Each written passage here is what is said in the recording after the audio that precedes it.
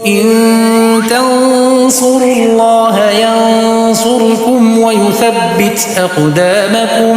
Bismillahirrahmanirrahim. Assalamualaikum warahmatullahi wabarakatuh. Alhamdulillahi wa kafa, wassalatu wassalamu ala rasulihil mustafa wa ala alihi wa sahbihi wa man iktafa, amma ba'd. Jamaah rahimani wa rahimakumullah.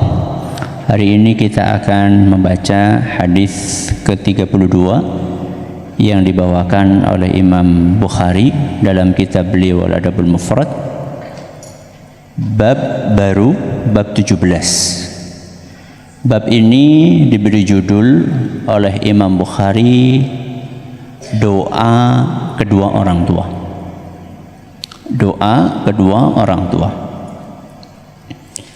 Maksudnya apa?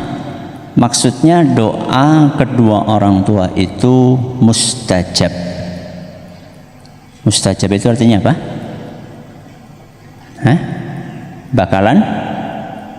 Bakalan dikabulkan. Beliau ingin menjelaskan bahwa doa kedua orang tua, ayah maupun ibu, itu bakal dikabulkan. Doa yang baik-baik atau doa yang buruk-buruk? Yang mana? Yang baik atau yang buruk? Yang baik. Berarti kalau orang tua doain buruk gak dikabulkan? Dua-duanya dikabulkan sama Allah. Doa baik dikabulkan, doa buruk juga dikabulkan. Berarti kita harus hati-hati. Jangan sampai sebagai anak kita memancing kemarahan orang tua, yang akibatnya orang tua mendoakan keburukan buat kita,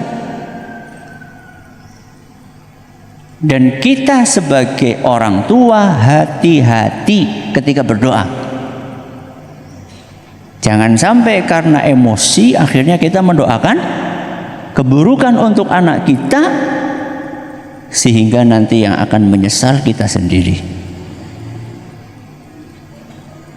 Kalau itu doa keburukan maka kita harus waspada. Kalau itu doa kebaikan maka kita harus upayakan. Sebagai anak kita harus berupaya sebaik mungkin bersikap kepada orang tua supaya orang tua mendoakan kebaikan buat kita. Sebagai orang tua kita jangan bosan untuk mendoakan kebaikan buat anak kita, karena doa orang tua dikabulkan sama Allah. Hadis yang beliau bawakan adalah hadis Abu Hurairah radhiyallahu anhu. Beliau berkata, qala Nabi SAW, Nabi SAW bersabda, thalathu da'awatin mustajabatin lahunna la syakka fihinna. Kata beliau SAW, ada 3 doa yang mustajab. Apa dari mustajab? Bakal dikabulkan. La syakka fihinna. Tidak diragukan bakal dikabulkan. Berarti ini adalah penegasan dari Nabi SAW bahwa doa 3 orang ini pasti dikabulkan. Sekarang apa besok apa lusa? Bisa sekarang, bisa besok, bisa lusa. Ya, tergantung siapa? Tergantung Allah. Tapi pasti dikabulkan, cepat atau lambat. Ya. Kalau belum dikabulkan sekarang ya besok, kalau belum besok ya lusa, dan seterusnya. Berapa doa tadi? 3. Apa yang pertama? Da'watul madlum. Yang pertama adalah doa orang yang dizolimi. Doa orang yang dizolimi ini pasti dikabulkan. Dizolimi apanya? Hartanya. Apanya lagi? Fisiknya.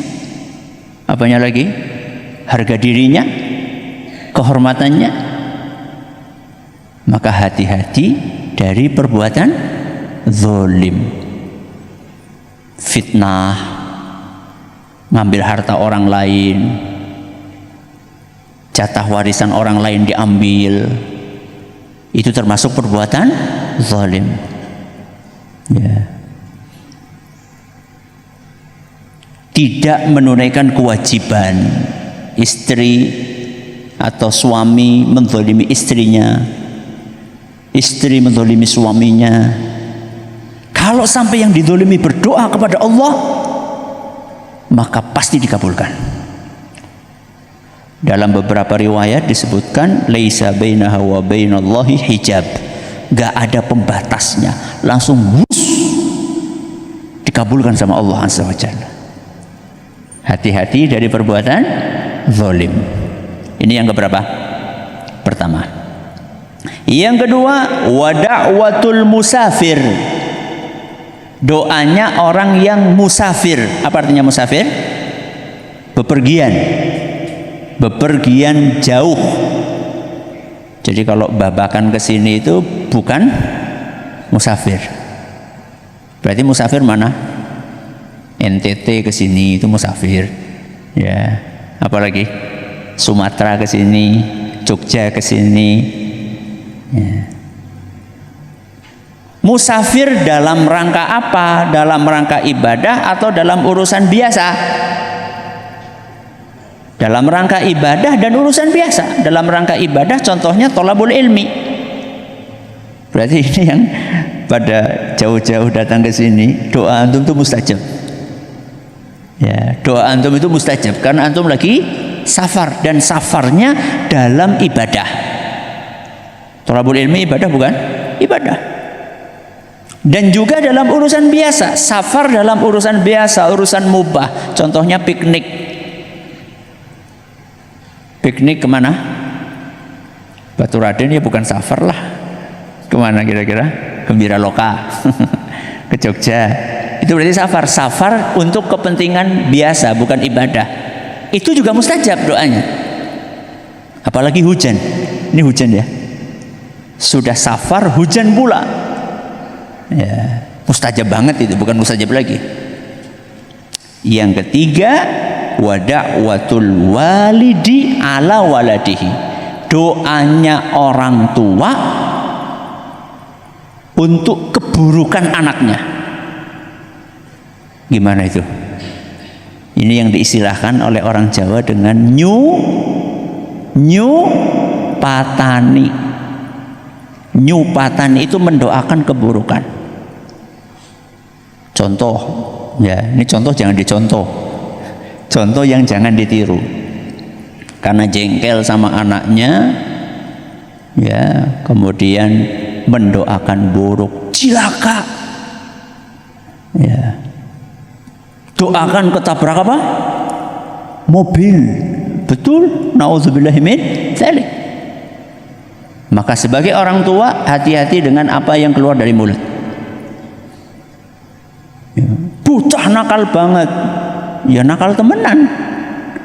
Harusnya kalau anak itu susah diatur gimana? Bocah soleh temen.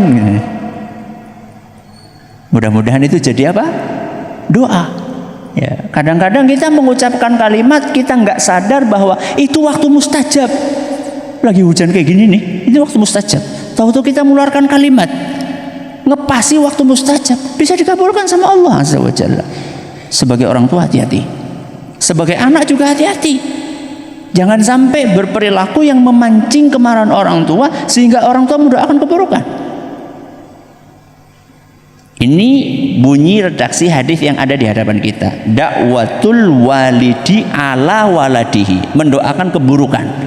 Di dalam riwayat lain bunyinya da'watul walidi li waladihi. Kalau ini ala, kalau yang riwayat lain bunyinya li. Kalau ala itu mendoakan keburukan, kalau li mendoakan kebaikan. Maka Kalau pas lagi telepon orang tua, jangan cuma Bi, kapan uang sakunya dikirim, ya. Jangan cuma itu. Abi doakan, Umi doakan kebaikan, doa. Kita sebagai orang tua juga demikian, ya. Kalau misalnya kita punya anak yang masya Allah susah diatur, ya, diomongi sulit, ya, doakan terus, pasti dikabulkan. Syaratnya jangan putus asa, jangan buru-buru berhenti.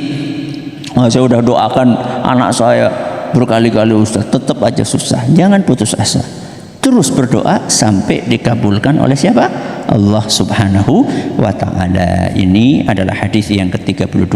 Kita akan lanjutkan insyaallah pada pertemuan berikutnya. Kita akhiri dengan doa kafaratul majlis. Subhanakallahumma wa bihamdika asyhadu an la ilaha illa anta astaghfiruka wa atubu ilaik. Assalamualaikum warahmatullahi wabarakatuh.